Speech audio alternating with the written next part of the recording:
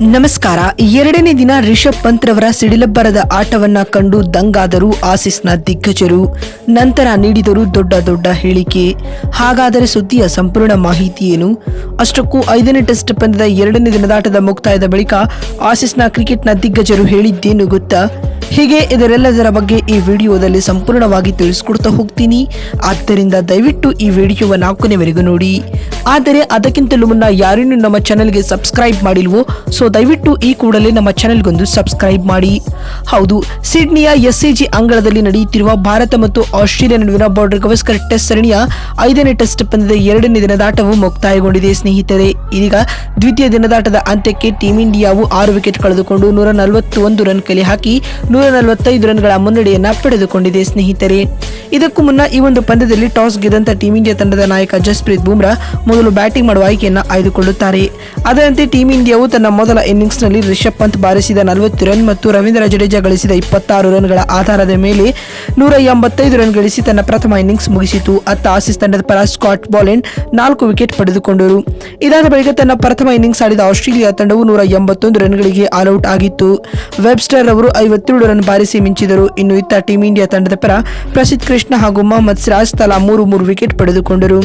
ಇದರೊಂದಿಗೆ ಮೊದಲ ಇನ್ನಿಂಗ್ಸ್ ನಲ್ಲಿನ 4 ರನ್ಗಳ ಅಲ್ಪ ಮುನ್ನಡೆಯೊಂದಿಗೆ ದ್ವಿತೀಯ ಇನ್ನಿಂಗ್ಸ್ ಆರಂಭಿಸಿರುವ ಟೀಂ ಇಂಡಿಯಾವು ಇದೀಗ 2ನೇ ದಿನದಾಟದ ಅಂತ್ಯಕ್ಕೆ 6 ವಿಕೆಟ್ ಕಳೆದುಕೊಂಡು 141 ರನ್ ಕಲೆ ಹಾಕಿದೆ.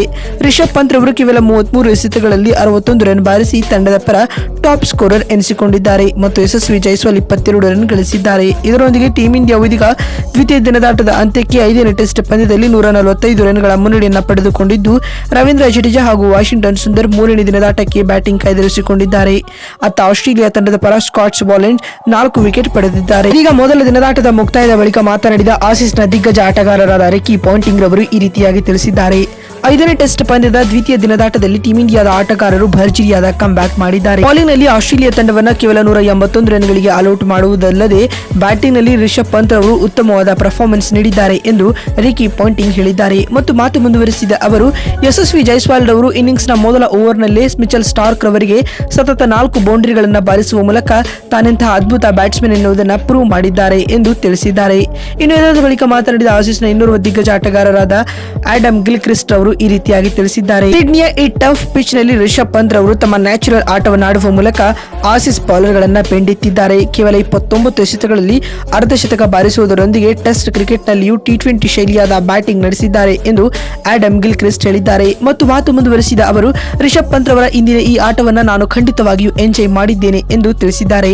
ಇನ್ನು ಇದಾದ ಬಳಿಕ ಮಾತನಾಡಿದ ಆಸೀಸ್ನ ಇನ್ನೋರ್ವ ದಿಗ್ಗಜ ಆಟಗಾರರಾದ ಬ್ರಿಟ್ ಲೀ ರವರು ಈ ರೀತಿಯಾಗಿ ಹೇಳಿದ್ದಾರೆ. ಆಸ್ಟ್ರೇಲಿಯಾದ ನಮ್ಮ ಬೌಲರ್ಗಳು ಟೀಂ ಇಂಡಿಯಾವನ್ನ ಸೆಕೆಂಡ್ ಇನ್ನಿಂಗ್ಸ್ ನಲ್ಲಿ ಆದಷ್ಟು ಬೇಗ ಆಲ್ಔಟ್ ಮಾಡುವುದರೊಂದಿಗೆ 5ನೇ ಟೆಸ್ಟ್ ಪಂದ್ಯವನ್ನು ಗೆದ್ದುಕೊಳ್ಳುವ ಮೂಲಕ ಸರಣಿಯನ್ನ ಗೆಲ್ಲಲಿದ್ದಾರೆ ಎಂದು ಬ್ರಿಟ್ ಲೀ ತಿಳಿಸಿದ್ದಾರೆ. ಮತ್ತು ಮಾತು ಮುಂದುವರೆಸಿದ ಅವರು, ರಿಷಬ್ ಪಂತ್ ರವರು ಇಂದಿನ ಪಂದ್ಯದಲ್ಲಿ ಉತ್ತಮ ಪ್ರದರ್ಶನವನ್ನ ನೀಡಿದ್ದಾರೆ. ಅಲ್ಲದೆ ಬೌಲಿಂಗ್ ನಲ್ಲಿ ಮೊಹಮ್ಮದ್ ಸಿರಾಜ್ ಹಾಗೂ ಪ್ರಸಿದ್ಧ ಕೃಷ್ಣ ರವರು ಕೂಡ ಟೀಂ ಇಂಡಿಯಾ ತಂಡದ ಪರ ಉತ್ತಮ ಪರ್ಫಾರ್ಮೆನ್ಸ್ ನೀಡಿದ್ದಾರೆ ಎಂದು ಬ್ರಿಟ್ ಲೀ ಹೇಳಿದ್ದಾರೆ. ನೋಡಿದ್ರಲ್ಲ ಬಂಧುಗಳೇ, ಭಾರತ ಮತ್ತು ಆಸ್ಟ್ರೇಲಿಯಾ ನಡುವಿನ 5ನೇ ಟೆಸ್ಟ್ ಪಂದ್ಯದ 2ನೇ ದಿನದಾಟದ ಮುಕ್ತಾಯದ ಬಳಿಕ ಆಸೀಸ್ನ ದಿಗ್ಗಜರು ಹೇಳಿದ್ದೇನು ಅಂತ ತಿಳಿಸಿಕೊಡುವ ನಮ್ಮ ಈ ಪ್ರಯತ್ನ ನಿಮಗೆ ಇಷ್ಟವಾಗಿದ್ದಲ್ಲಿ ತಪ್ಪದೆ ಈ ಕೂಡಲೇ ಈ ವಿಡಿಯೋಗೊಂದು ಲೈಕ್ ಮಾಡಿ.